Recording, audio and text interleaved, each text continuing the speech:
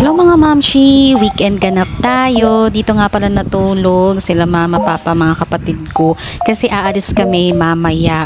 So pagising namin ng umaga, bumili muna kami dyan ng pandesal para almusal. Nag-aasikaso na rin kami kasi ito ang unang photoshoot. Magpapa-photoshoot si Eko kasi nga 6 months na siya.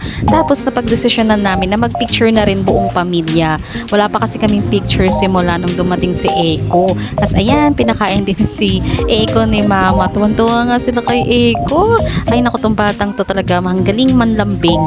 At pagkatapos niyan umalis na rin kami, nag-asikaso lang. Ang theme nga pala ng damit namin brown. Lahat ng color shades ng brown. Pero ayan, paalis na nga kami niyan. Papunta na kami sa may DNS. Kung naaalala niyo yun, nag-vlog din ako before. Nung buntis pa ako, doon kami nagpa-photoshoot ni Pash. Pero ito, ngayon kasama na namin si Eko. At ito nga pala, ang palayan namin, masingit ko lang, charot. Pero ayan, di ba ang ganda? Tuwan-tuwa si Eko dyan kasi nakita na naman niya yung mga move. At nakatulog na nga siya, kahinaan niya talaga ang e-bike. At ito na nga, nakarating na kami sa may DNS Portrait Studio. Ang DNS Self-Portrait Studio ay located dito sa may Carmona, Cavite. Open sila from Tuesdays to Sundays, 9 a.m. to 5 p.m. Marami silang ino-offer na package na may kasama ng soft copy tsaka hard copy nung picture na magagawa nyo. And marami din silang mga promos na available. Katulad ngayon, magpa-Father's Day tsaka LGBT month. So may mga discount silang ino-offer dyan na pwede nyong i-avail. Sobrang mura talaga. Yung kinuha pala namin ditong package is good for 6 to 7 packs.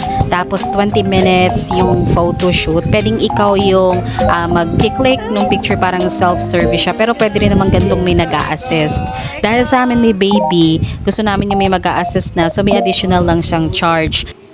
Walang kaya. Siya pa.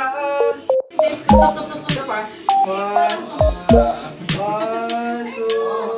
Ang maganda pa dito kasi parehas silang professional. Ito nga pala yung may-ari, si Johnny tsaka si Sarah. So sa mga hindi nakapanood ng mga previous vlogs ko, long-term relationship na tong dalawang to, engaged na nga sila, marapit na ikasal, o diba? Tapos ito nga pala yung small business nila na lumalaki kasi talagang sobrang fully booked sila lagi. Kaya masasuggest ko kung magpapa-photoshoot kayo tapos gusto nyo magpa-reserve, agahan nyo para makakuha kayo nung gusto nyong time slot.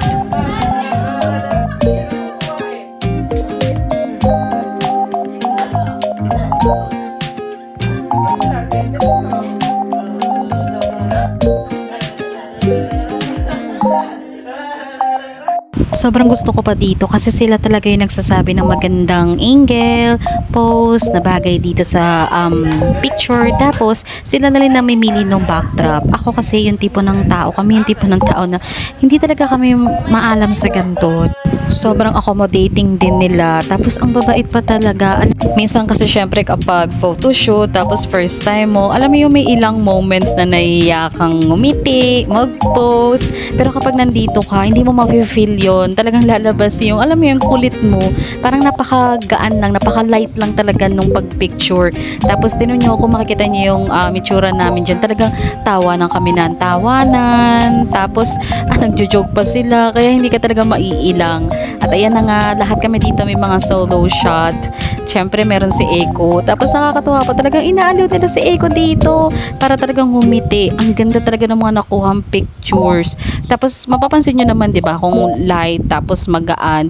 Pag baby, pag hindi nila gusto yan, iiyak yan. Pero kay Eko, hindi. Yung buong photoshoot, tawa na siya ng tawa. Pero ng bandang dulo, syempre napagod na siya.